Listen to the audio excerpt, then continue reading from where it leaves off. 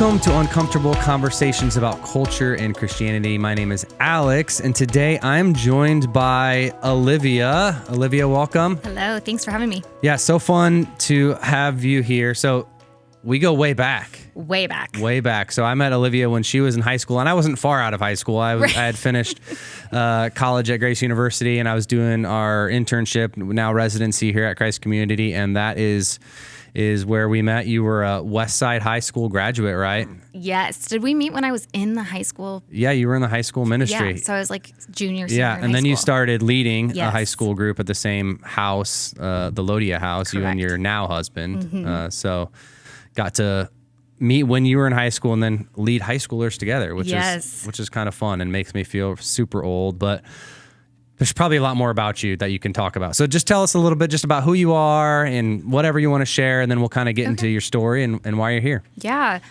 So grew up in Omaha, went to West Side. I did my undergrad work at Creighton, psychology and dance there. Did my graduate work at UNO, program in school psychology. And I work now as a school psychologist for West Side and also Waverly. I love my work. I can do anywhere from birth to 21, but I primarily do elementary, and I really, really love it. We have been all over. So yes, I married Nate right after undergrad, and he did medical school at Creighton and did a scholarship through the Navy. Okay. So then the Navy took us all over. We went to Virginia, we were in Florida, we were in Oklahoma, and that's where we most recently were. And then we moved back to Omaha this summer so we could continue his residency work at the Med Center. So yeah, during that time had 2 kids. We have 2 wonderful little boys, Noah, who's 6, Theodore, who is 2.5. They keep us very busy. And oh gosh, what else?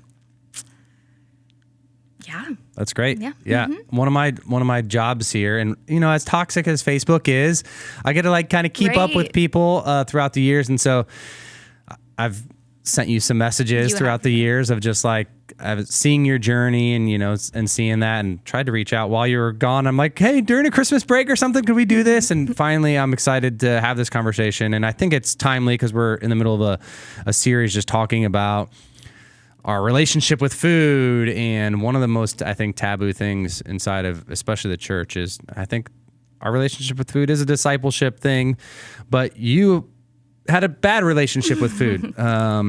A complicated one. Yeah, a complicated one. And feel free to correct me with anything, because I'm ignorant in all of this and honestly wanting to learn.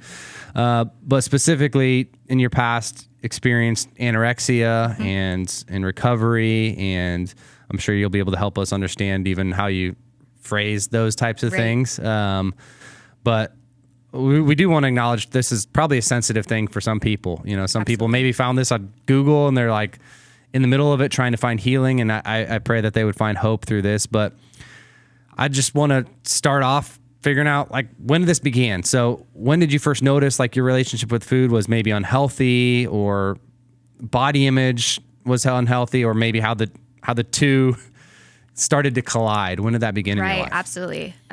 Eating disorders, relationship with food, body's so complex, so for me, there wasn't a defining moment, or it was more so, I remember around middle school, 12, 13 years old, around puberty and middle school, I was at West Side, and, they have a health class where they start talking about eating disorders and, different things. And as they were talking about it, I was like, I remember in that health class, they were talking about signs of someone with an eating disorder. Oh, if your friend is doing these things, that could be a sign and they need help. And I just remember having this moment of, this is exactly what I need to hide.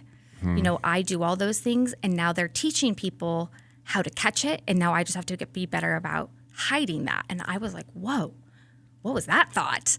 I was dancing. I was being trained in classical ballet, and I continued to dance through college. So I had that environment. I also have a family history of eating disorders, so I grew up in it. And so it was very, very normal in a way. That was my normal, to have a different relationship with food and body. And so when I was more aware of my peers and how my peers talked about bodies and food, I was starting to see we don't all think the same way about this.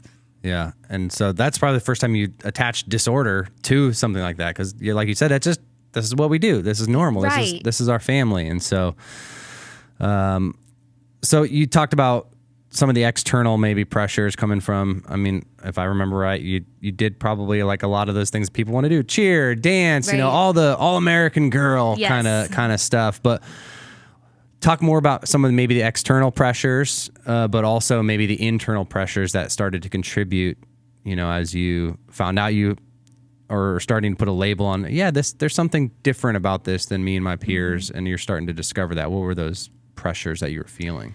Sure. I think, well, I definitely have more of a type A personality, more perfectionism, anxiety. And so I put a lot of pressure on myself. A big thing with eating disorders, it's about the food, but it's really not about the food. And it's about the body, but it's not about the body. And I had high expectations of myself in school, in relationships, just really everywhere. And a lot of that was taken out on the food.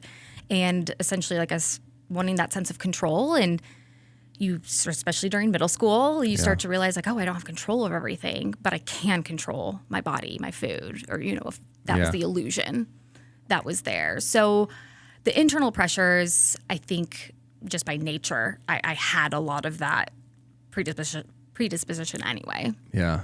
So when was it in that class that you began to name it or like realize, or when did you start to really discover I'm struggling with anorexia and this is becoming a problem? Yeah, such an interesting question, because I would say like, I don't know, last week.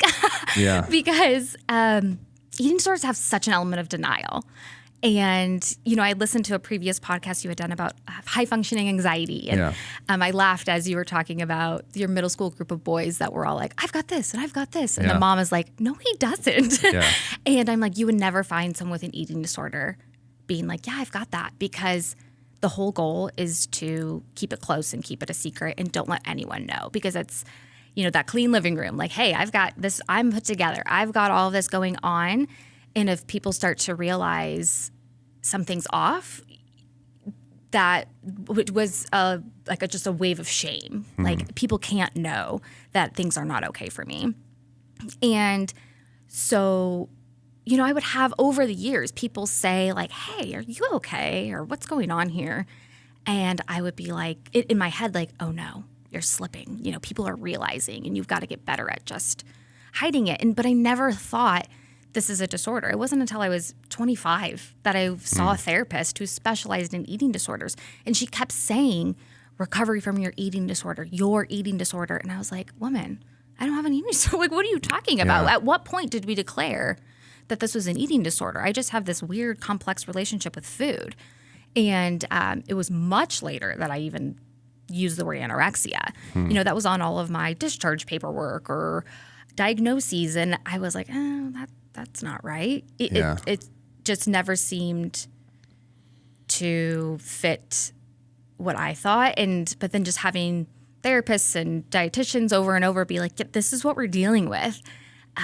It's still even weird to like claim that or name that just because of that huge sense of denial that comes with it. So what, as people said, hey, are you okay or whatever throughout your childhood or, as you're growing up and into adolescence and college, or when people would ask those questions that are kind of like, are you okay? When you said, I would feel like, oh, maybe I'm slipping, but what would your answer be to people like that are asking and maybe concerned? What was like how did you deflect that, I guess? Sure. Usually I'd be like, oh yeah, no, I'm fine. And that was an off week. I wasn't feeling well, or just had an excuse or had something like, oh yeah, last week was really hard, but I'm good now. Yeah. I even remember in high school, being a part of the youth group, and there was a Sunday morning and there was, like a call for prayer. If you need prayer, you can come up to us. And I went up to Terry Ebers. What's her name now? Carpenter. Terry Carpenter. And I said, I think I have an eating disorder. I just said it to her. Yeah. I don't know, the Spirit just led me. And she was like, okay. And however she handled it, I don't remember what she said. I just remember I felt very cared for in that moment. Yeah. And then she invited me to coffee the next week. And she was like, hey, let's talk about this. And I was like, oh, that was last week. I'm good now. It's better now. I figured it out. And she was very wise and to not push, and she just let me continue to talk, and she just continued to check in on me. And mentor me and just help me through, but we never really fully addressed it. But that's one instance where I remember just being like, oh yeah, never mind. Yeah. I'm okay now. Yeah. And I think you have a personality that is very confident, and very much like, no, I'm good, and believable, Right. So like if people ask that and you're confident and you're just like, no, I'm good. Like I had a tough moment or a weak moment. And so people are going to believe that, especially because you have a personality that exudes confidence, right. and it's believable. And so why would we not? Right. And I was doing well in school and involved in so many things and kind of had it all together. And my parents even reflect on that of like, man, they have 5 kids, and they were like, you were not the one we were worried about. It was my other ones that were running, breaking curfew and phone calls from the principal, and you just were not the one we were worried about, and that you were the one we should have been focusing the most on. Yeah. And that's a whole different world. So I just want to help us clarify terminology, because we've used the term anorexia, but I think there's other terms out there, bulimia, ARFID, or ARFID. ARFID, okay. Or binge eating are terms I think we often maybe hear in society, maybe in the health class or whatever. Can you explain how anorexia is different, and maybe even the distinguishing things between each of those for those of us that don't know? Yeah, so by definition, anorexia is typically characteristic of restricting food. So whether that's skipping meals or just restricting intake over time with an intense fear of weight gain. And usually all eating disorders have that element of like a fear of weight gain or wanting to desire to like change the body in some way.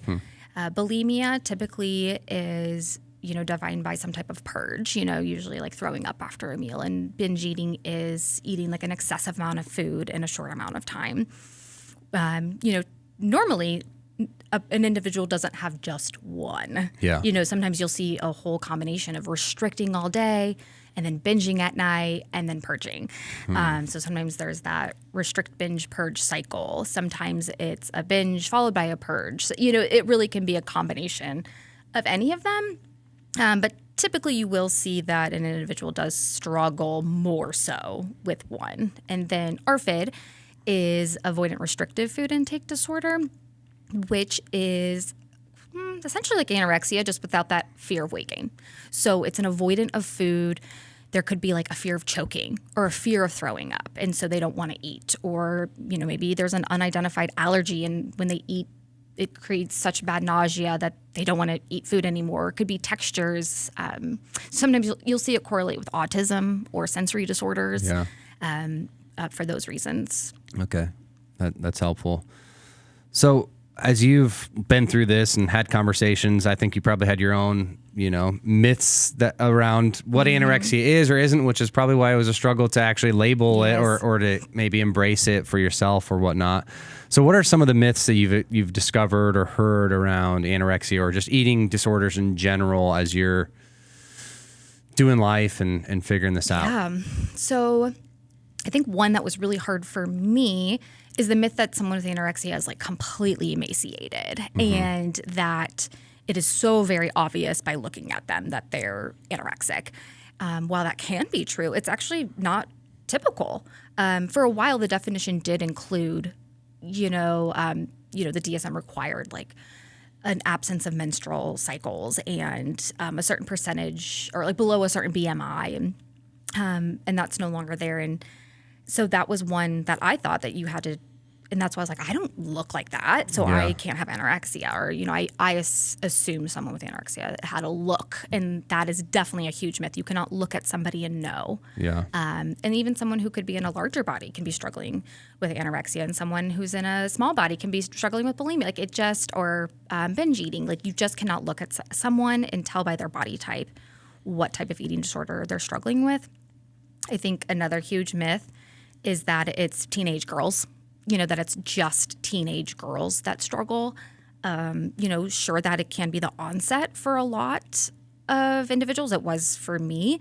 But in my time of being in treatment centers, the average age was 25, 26, 27. You'd see a lot of middle-aged and older adults and also males. Eating disorders affect males as well. And so I think that was a hard thing too, especially I didn't seek help until my mid-20s. And then for someone to be like, wait, you're not over that yet? Or I thought that was like a high school thing or, a teenage thing. And by the time you're in your 20s, 30s, surely you're over that by now. And so sometimes that would feel like, oh man, I shouldn't be struggling because of my age. Yeah. And you're going to school. I mean, you're successful. You're getting a psychology degree. And probably so much of this is probably psychological, in that term. So let's talk about society. How much, maybe for you, but at large, do you think society plays a role, probably getting into the psychological of our views on body, diet I mean, I couldn't tell you how many ads over the last few days I've gotten for it's January 1st, cut belly fat, do this, do that, all on every platform and social media influencers. And I mean, you and I grew up, even you grew up without like Instagram and Facebook and all the ads kind of constantly coming at you, and still found yourself in this place. And so how would you say society at large has contributed, and maybe even more so as we look at, the kids that you get to deal with in elementary school and the things that are coming at them just through phones and so on and so forth? Absolutely. I mean, I think the obvious is the social media and the algorithms. I know Meta's been on the hot seat for things, especially related to eating disorders, that once it gets that signal that someone's struggling, they throw things at you. My social media is inundated with eating disorder content, even though I follow people who are body positive and dietitians and therapists who work with eating disorders. I am still thrown so much content. And I, will open up Instagram, and I'll see emaciated bodies. And I'm like, oh my goodness, I have been in recovery for this for a decade, and I'm still, my algorithm has not figured it out. And so it is really harmful in that way. But you're right. Social media alone is not the culprit. We, as a culture, I mean, it's definitely the water we swim in with fat phobia, with shame around bodies, with body talk. It is very normal for our society to just talk about people's bodies, and that is odd. I know with Wicked coming out and Ariana Grande, there was a lot of talk about her body, and she came on and said, this is unusual that just so many people have all these comments about my body, that we just so easily talk about people's appearance and make assumptions about it. Like, that is an odd thing that we do. And I was like, that is really valid. That we feel like we can just talk about people's bodies and make comments about them when it's really not appropriate. And also the assumptions you make by just looking at someone can be inaccurate. It's not the best indicator. And I think even too with, the diet culture of the 90s, no one's saying, oh, I'm going on a diet. It's now I'm going on a Atkins. It's more like, oh, this is a wellness. This is a wellness thing, or it's a health thing. And this is for my health. It's not about weight loss. It's about health. But they're all really just packaged diets. We just call them something different now. Because everyone, most people know diets are bad. But if I do this wellness journey, this is different.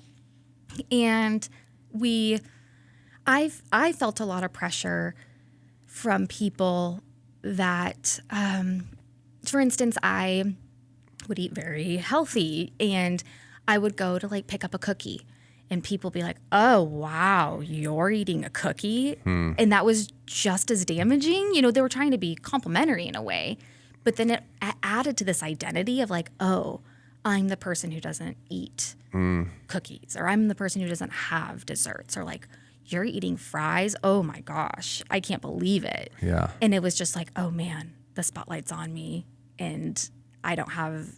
that, again, it just solidified this identity for me. And I think we do that for people too who do CrossFit or workout, and we're like, oh, you're the gym, you skipped a day of working out? I can't believe it. And it just kind of adds to like this idea that defines you. And you can't go outside of that.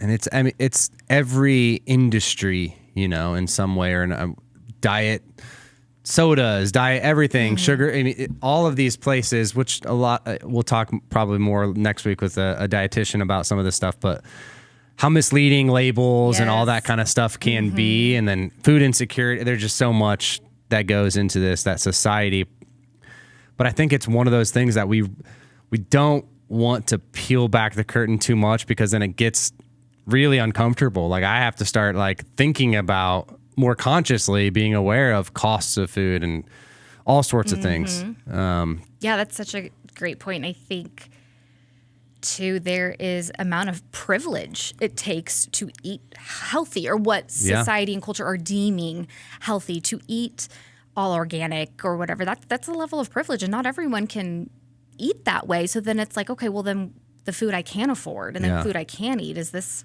bad? Is this not good?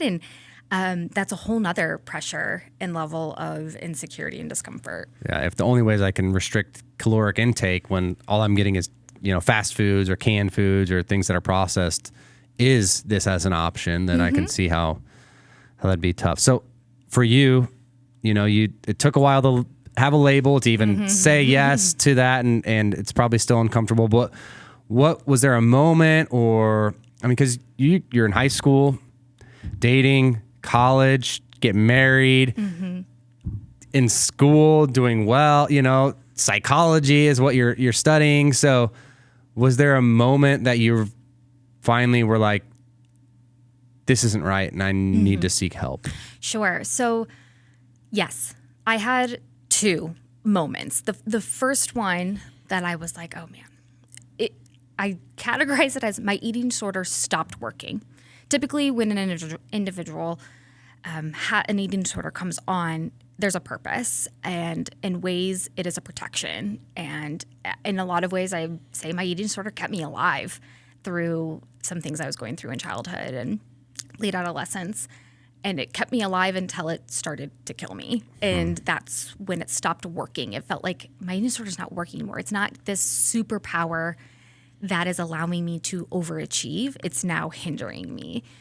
And one of those moments, I was in college. I had just finished the performance of the Nutcracker, and I had ankle surgery. I had an extra bone in my heel that needed to be removed.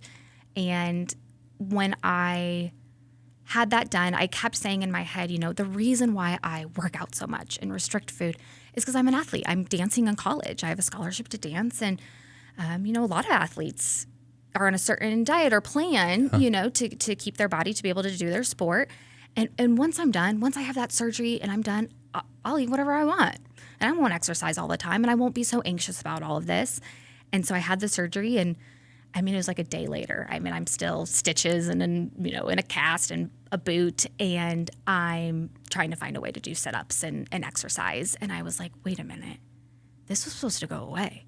I'm not dancing anymore. I don't have that hanging over my head.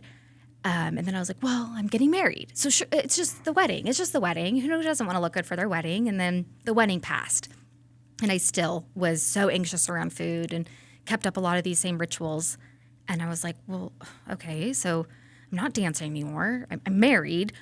Why isn't this going away? Like, why? I thought I could just stop. I thought I was choosing to do this, and now I can't stop.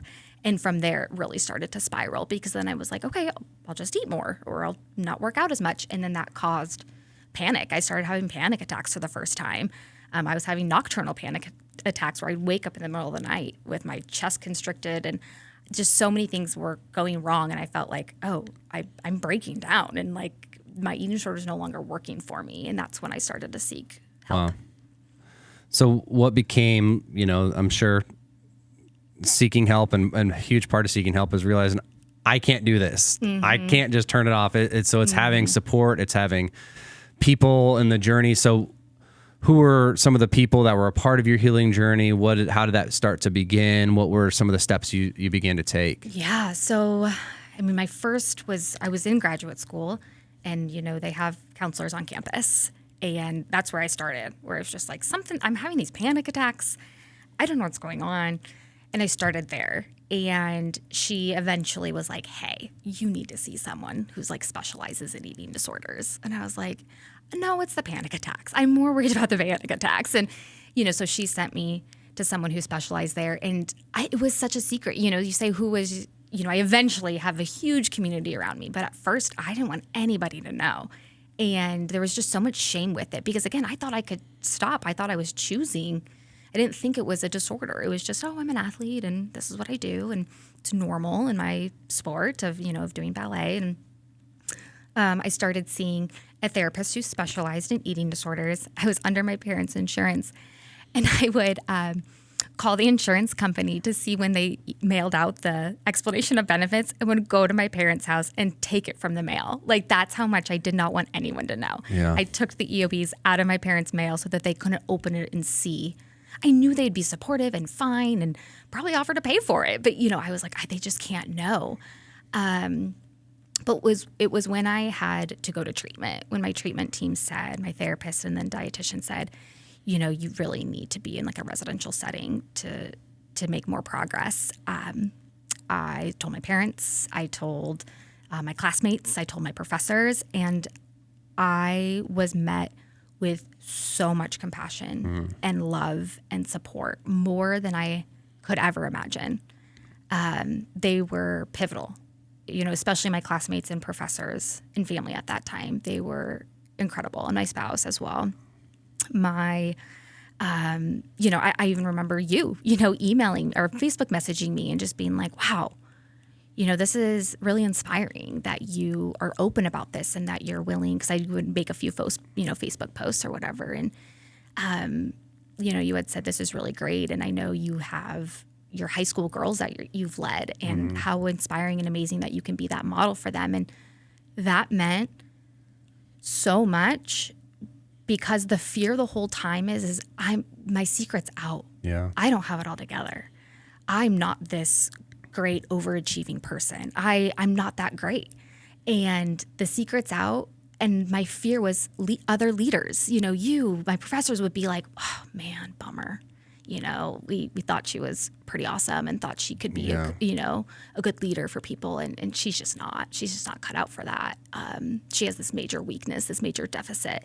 So then to hear from people, especially in like your position, to be like, wow, you're really brave. Yeah. Really meant a lot. It was never the reaction I would have expected. Yeah. And that's just the power of shame. I mean, shame, I think, is one of those things that it really, you're like, I would be there for anybody no matter what, but it just wants to keep things so hidden in the dark, so you can't ever escape from that. And whether it's this, an eating disorder, whether it's drugs, whatever it is, shame is probably one of those most powerful things inside of culture. Obviously, Dr. Brene Brown's done a huge amount of work and research and helped, I think, push us forward as a culture with other people, but she's probably one of the more well-known in that. That's really pushed us that way. So I think most people can kind of wrap their head around treatment for drugs and alcohol. Those are kind of the typical inpatient treatment type of thing. So what does it look like for an eating disorder? What does that mean? What does that look like? What's kind of the timelines and that recovery process there? Those are all the questions I had too. Yeah. And my team was like, hey, you've got to go. And I was like, excuse me, what? I had to go out of state. Unfortunately, there's not a ton in Nebraska. There is now. ED Care is one. I mean, I have not been there or know much about it, but I know they have like a partial hospitalization, like a day program. So that's a huge win for Omaha, because we haven't had more substantial levels of care here. So I had to go out of state, and I was placed in like an inpatient level of care where, you live there. You're there all day, and it's, it was a home setting, like a massive home. Yeah. And the key to it is having timed meals, so that you're helping your body relearn how to eat at regular intervals. And typically with anorexia, you lose your hunger and fullness cues. So, I would forget to eat, or I wouldn't remember, or I wouldn't get that sensation like, hey, it's time to eat. So a lot of it is eating 6 times a day, 3 meals, 3 snacks. In between, you're doing individual therapy, group therapy, art therapy, and learning just to sit down and relax and, learn how to crochet and, find new hobbies or find yourself. So much of the identity can be wrapped up in being the healthy one, or, the fit one, or whatever it might be, and just realizing who you are outside of the disorder, but then having the round the clock support, because eating a full meal and having to eat full meals all day, every day is extremely physically uncomfortable. And an important part of an inpatient or residential care is the refeeding process. If someone has been restricting foods for a long amount of time, you can't just begin eating again. It can be really, health-wise, be really scary. And, you could go into like a refeeding syndrome. So it has to be like save that for the dietitian, like a very specific way of refeeding so that the body doesn't like go into shock with getting so much food. Yeah, that makes sense. So as we move into just society, I think probably all of us can think through ways that, we see it and how society is not the best, especially when it comes to body image, shame, all that. But when we're talking about this conversation, what needs to change? Like how do we begin to talk more outside of our 8th grade health class about eating disorders? Like how does the narrative need to change in this place to not to make it more normative, but to make it a conversation that we're having, I guess. Yeah, man. I mean, when I think systemically and like really big picture a lot, right? You know, like the health and beauty and fitness industry is a multi-billion-dollar industry, being able to take that down is it's a lot. It's all of us. We all have to stop believing the lies it's selling. You know, so much of it is, men and women, but particularly women, to like not buy into it anymore, that aging is okay. And, you're supposed to gain weight over the lifespan. Like you're not supposed to weigh the same that you did in high school and college, and like normalizing that the body changes when you're in your 30s, your 40s, your 50s, where, there's a lot of these packaged programs that promise, that you can change your body and that you can make it to a certain weight or a certain shape when it's not. God has designed our bodies the way that they are, and there's reasons why that they change and we gain weight over time too, and where we gain that weight, and to protect us and to support life, to support a woman becoming pregnant, to raising children, to going into menopause? Not after menopause. I don't know. I haven't done that yet.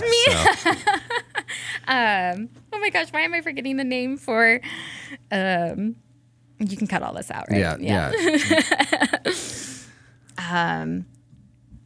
But life in general, your body. I'll remember it in like 3 hours. Yeah, your body is designed for all the different stages of life and handling all that. So, and I think of, I'm #girldad, and I even realize now, I don't think I knew cognitively, there's different people that have different body types. Like I think of myself, like I have one brother that's biological, and he's like male. Obviously he's male, he's my brother, but he is a male model and like does all that kind of stuff, and like doesn't have to work very hard. I'm like, dude, what the heck? You can do whatever you want. Right. And then I'm like, not that way. And now that I have daughters and I'm seeing they have different body types, even from like a young age, like how do I as a dad begin to speak like, what does beauty look like? And all those things, and rewiring my brain, Absolutely. from what was perceived in my life and how I have conversations about, people with different body sizes and images and all that kind of stuff. Like I have to catch myself. Like I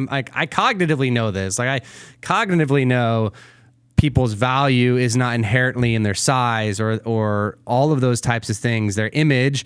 And yet like just it comes up, because I've been so well versed and trained and from society and media and things like that to have these thoughts of, oh, okay, and to want to, without even thinking, be watching something and make a comment, and I'm my like my 6-year-old's right here. What's like, how's that going to shape her heart and shape her life, or the ways I speak to their mom, or like we encourage each other because we're like, oh, we want to be fit and things like that. Sure. But like, how does that language or even the foods that we're eating, like how is all of that shaping these little hearts and minds and brains to think about themselves, and 100%. I think that is so huge. When you think systemically, it's such a big thing, but like when you go to your own home, and your own yourself, how do you talk to yourself about your body? Like removing the good and bad foods, good and bad bodies, not labeling them, where it's just, there's differences, and there's nothing wrong with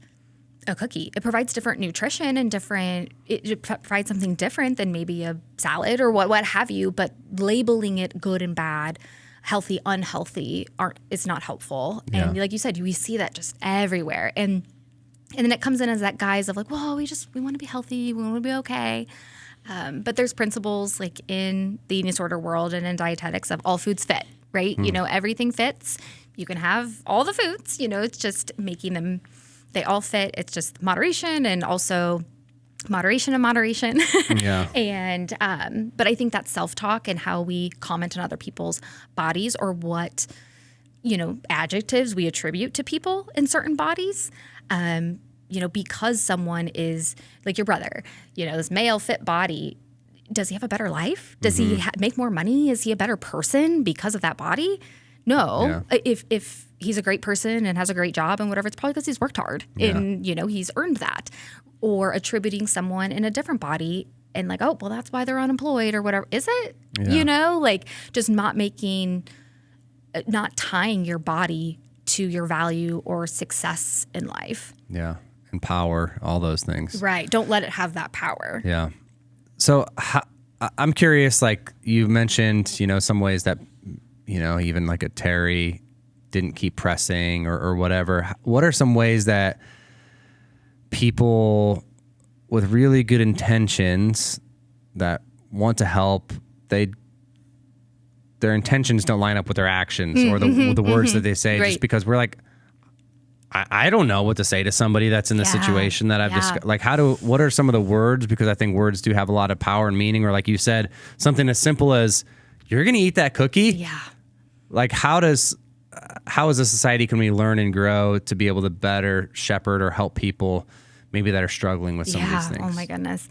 Yeah, there's a lot there. You know, as you mentioned, Terry, I don't know if it was intentional on her part, but if she would have kept pressing, I would have shut down. Mm-hmm. And I think in some way, you know, maybe she was probably just led by the Spirit there, but she kept an eye on me and checking on me. And, you know, like I sensed that too, where I was in her corner, you know, I was around.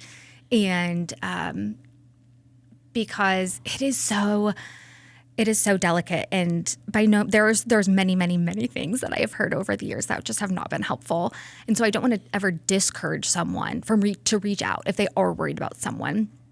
But some things that have not been helpful, or, you know, food or body comments just generally are not helpful. And talking about numbers and specifically, not everyone who has an eating disorder struggles with numbers, but a lot of people do. So talking about weights, or just, you know, I lost X amount of pounds, or this is how much I weigh, or even like you must weigh this much less than me. Like it's just not helpful. Like any talk about bodies, numbers. The freshman 15, like when we throw things just like, that's just part of culture. That's freshman 15, exactly. You know. But some of those numbers can be really, really difficult. Or I know for me, it puts my brain into what feels like a big math equation, and can be really triggering if other people are talking about their weight, even if it's in a complimentary way. Like, oh, you're trying to lose X amount of pounds. I'm the one who should be losing that weight. You have no weight to lose. Like those things are really just generally not helpful. Or even like, you look great. Why do you not? You look great. I wish I looked like you. Why are you so afraid to eat? You know, again, it seems like it would be a nice thing to say, but it can be really harmful. So just avoiding food talk, body talk. When I have been in recovery and people know, what's also unhelpful is food policing. You know, like people trying to be helpful and supportive and like, hey, are you sure you ate enough? And that's just, it just puts up the defenses. If someone asks you to be supportive, like, hey, this is how I would like you to support me in my eating disorder journey, by all means. But if someone hasn't asked you to support them in that way, it can just feel really parentifying, you know, like someone's over you, like, oh, you need to eat more, or whatever it could be. You know, other unhelpful comments, or ones that still kind of sting for me, is, you know, someone saying, oh, gosh, you're so smart. how did you end up with an eating disorder? You're so much smarter than that. And I'm like, well, if it was just about being smart, I probably wouldn't be here. You know, it's not about logic. It's, you know, it's an illness. Yeah. And that felt really like, oh man, I thought you were this smart person who could overcome, and shouldn't you realize that restricting food isn't healthy for you?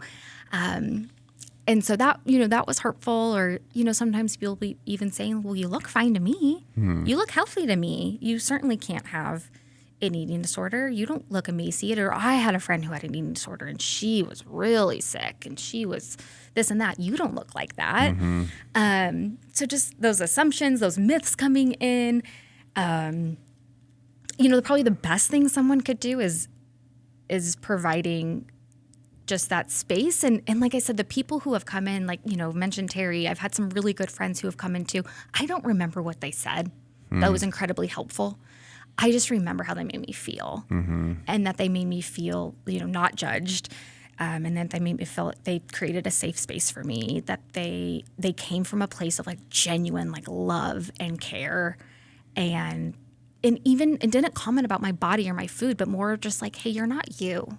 Yeah. Or you seem faded and you haven't been yourself and I miss you. And those kind of things are what really helped me. Yeah. And I think that's so powerful because we often want the formula. What are the words to say? What can I make sure I do say? What are the words to make sure I don't say? Even when someone dies, when someone's going through this, when someone's going what are the words?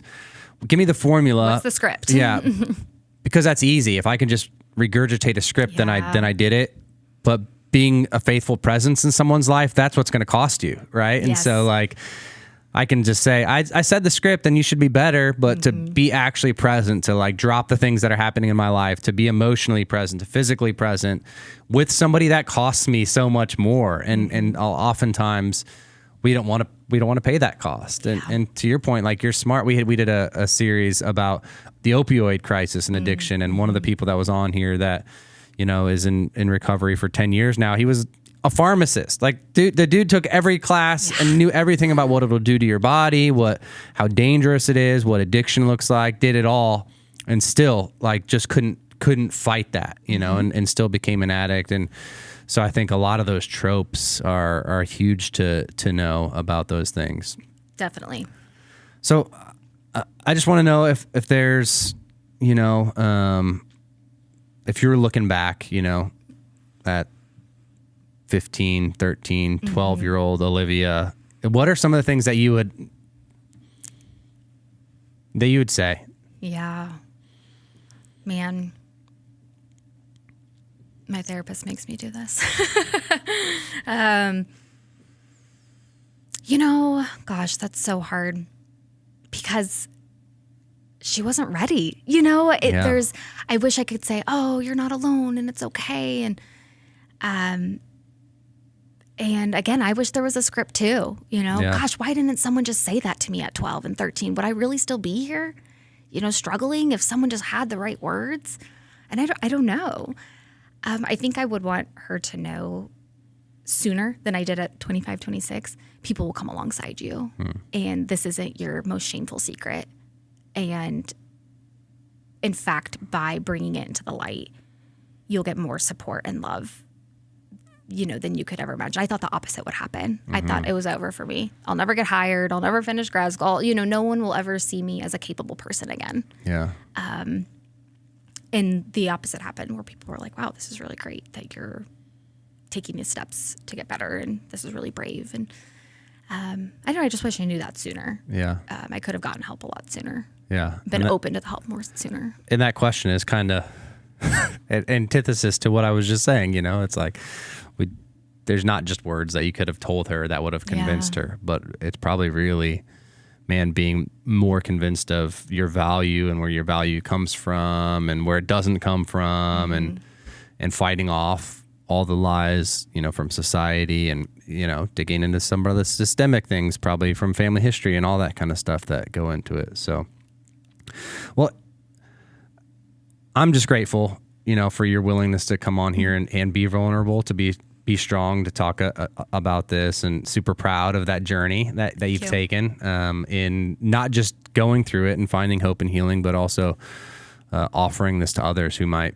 be going through the same thing. And it's so cool. But are there other final encouragements that you would just give somebody that's listening, or resources that you're like, hey, you're struggling with this right now? You know, you came across this, found it on Google. I'm right there right now, and I know I have a problem. What are some of the encouragements that you would give, and maybe resources, next steps to take? Yeah.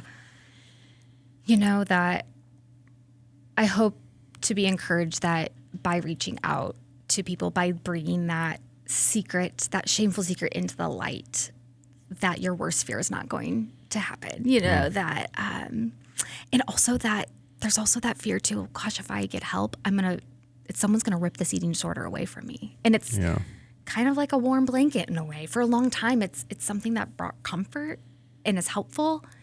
And then you're so afraid someone's going to be like, oh, get rid of that. That's a bad thing. Get rid of it. You need it out of your life. And that someone's not going to just rip it out right away. And that it's a very gradual process, and people meet you where you're at. You know, to reach out to professionals in this area. You know, I think that's a really important thing too, is looking for people who specialize in eating disorders. It is a very specialized area. I think that's huge, but I don't know, just to know that like you don't have to do it alone. It just gets really cumbersome and lonely, and also to challenge that minimization and that denial. Like if someone's listening and is like, oh gosh, this might be me. I don't know. That if there's a denial and a minimization there, that's part of it. And just to push back on that, and that like you deserve the help, whether you feel like your eating disorder is extreme or minimal, you know, wherever you even feel like it is, that it's worth it. Like, you know, that you're worth to get that help and to reach out for support. Yeah, that's so good. And I think in any area of life, I think that the thing that the gospel offers us too is like, culture just wants us to be independent. I think I can get it. I can muscle up enough courage and strength and wit and whatever to do it on my own. But the gospel says, no, you can't. When you try to say I can, no, it's actually embracing that I can't. And independence isn't the goal. Dependence is the goal. And realizing, man, if I become more dependent on others, on the Holy Spirit, on Christ, then it's not a liability. If dependence is the goal, you know, weakness is not a liability, but it's an advantage. Right. And so I think realizing that will help us be able to reach out to others for help in this kind of situation, or whatever, you know, shameful situation in that cycle that we're in, that we just, no, I've got to get it done on my own. People are going to think I'm weak, but it's amazing. Every time I have a conversation like this with somebody, it's like the exact opposite happened. When I was able to confess that what's going on in my life to others, I actually began my healing journey. Right. And most people are like, oh, I just wish I would have started that earlier. I wish I wasn't so caught up in shame. I couldn't agree more. Yeah. And that's where I'm like, oh man, if I could tell that 12-year-old, like, man, we could save ourselves a couple decades. Yeah. If we, you know, were able to just have that safe person, or be able to bring it into the light a little sooner. Yeah. Well, thank you again. This is such a joy and privilege to get to have this conversation. And if we're going to have some stuff in the show notes for people to be able to look at just for resources. But thank you all for listening to the conversation today. If you want to follow us, you can do that at CCCOMA Podcast, Instagram, TikTok, all those places. You can send us an email if you've got comments or questions, podcast@cccomaha.org. Leave us a voicemail. We love those when we can play them at the top of the show and hear from you with questions or thoughts that you have. 402-885-9930. But until next time, we'll talk to you then.